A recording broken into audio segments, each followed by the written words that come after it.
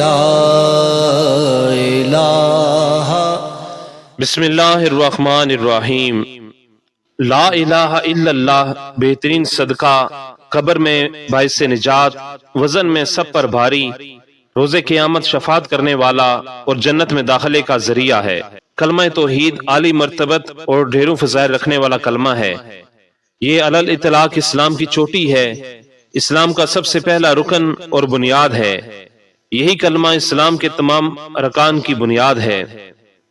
قوت گویائی رکھنے والا لا الہ الا اللہ سے اچھا بول نہیں سکتا، اور نہ ہی عمل کرنے والے اس کے تقاضوں سے اچھا کوئی عمل کر سکتے ہیں۔ حضرت ابو ہریرہ رضی اللہ تعالیٰ عنہ سے روایت ہے کہ عرض کیا گیا، یا رسول اللہ صلی اللہ علیہ وسلم، قیامت کے روز آپ کی شفاعت کا سب سے زیادہ مستحق کون ہوگا؟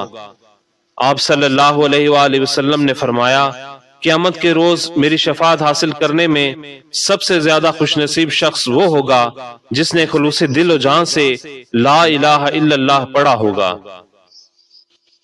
ام ہانی رضی اللہ تعالیٰ عنہ کہتی ہیں کہ رسول اللہ صلی اللہ علیہ وآلہ وسلم نے فرمایا، لا الہ الا اللہ سے بڑھ کر کوئی عمل نہیں، اور یہ کلمہ کوئی گناہ باقی نہیں چھوڑتا۔ لا الہ الا